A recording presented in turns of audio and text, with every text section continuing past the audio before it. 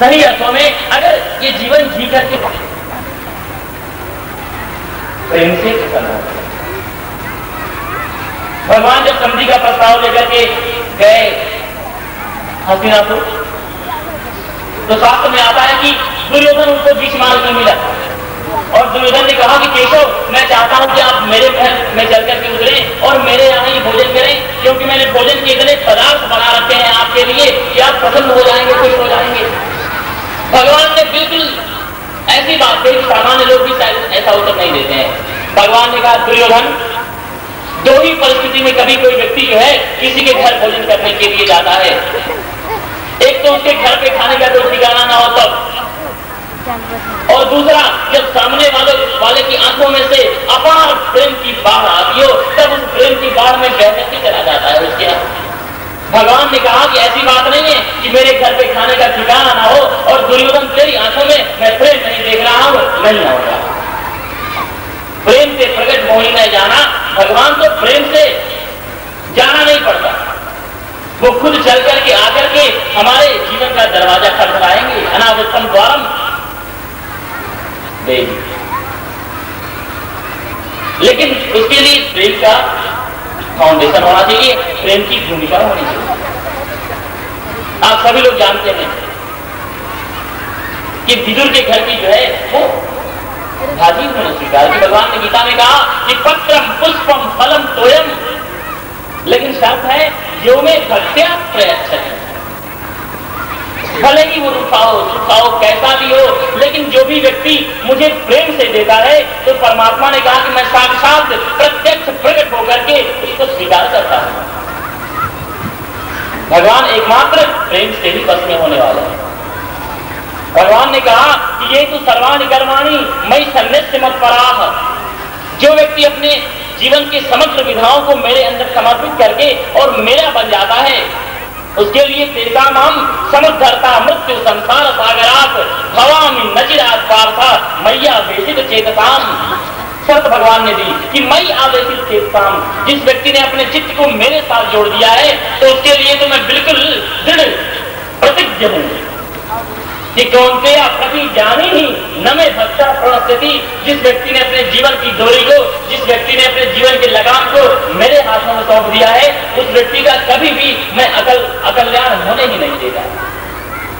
अद्भुत गीता मुझे इसलिए भी अच्छी लगती है कि इसमें परमात्मा ने ऐसे आश्वासन दिए हैं जैसा आश्वासन दुनिया के अन्य किसी भी धर्म ग्रंथ में कहीं खोजने पर भी नहीं मिलेगा। ऐसे ऐसे आश्वासन सन्मुख होई जीव मोई जवई जन्म कोटि अज्ञातों तवे।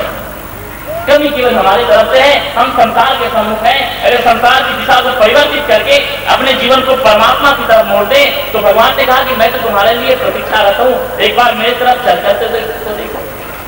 कर्म सत्य नहीं साधु समान क्षिप्रम भवति धर्मात्मा सबको शांति निगच्छति। भगवान ने गीता में कहा कि अपि चेत तु दुराचारो भजते माम अनन्य भाग। अगर कोई व्यक्ति दुराचारियों का भी शिरोमणि है और वह भी अगर मुझे प्रेम के साथ भजता है, अपि चेत तु दुराचारो भजते माम अनन्य भाग, तो साधुरेव स मंतव्यः, क्योंकि सम्यक व्यवस्थितो ही था। और उसके बाद तो कौन से प्रति जाने ही नमे भक्ता।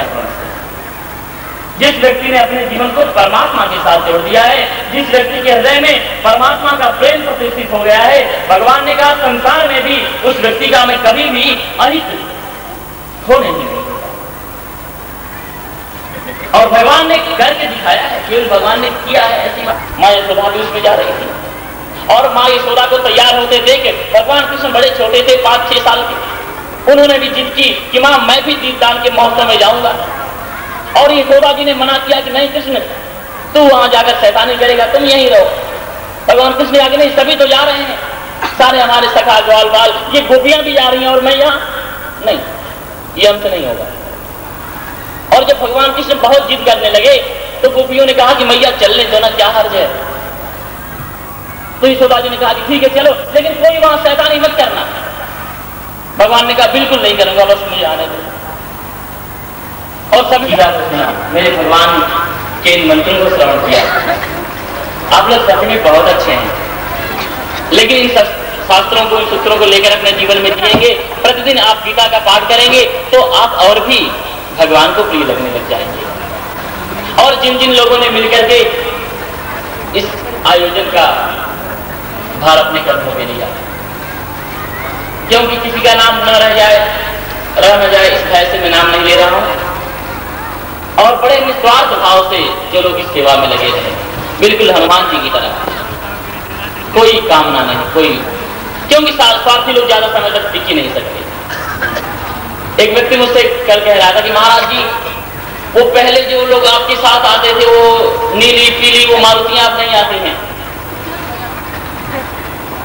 जो स्वार्थ से भरा होगा वो 3 साल से ज्यादा टिकता ही नहीं है। ये शास्त्र का नियम है, भगवान उसको नहीं रुकने देते। इसलिए आप लोग मेरे पास आओ।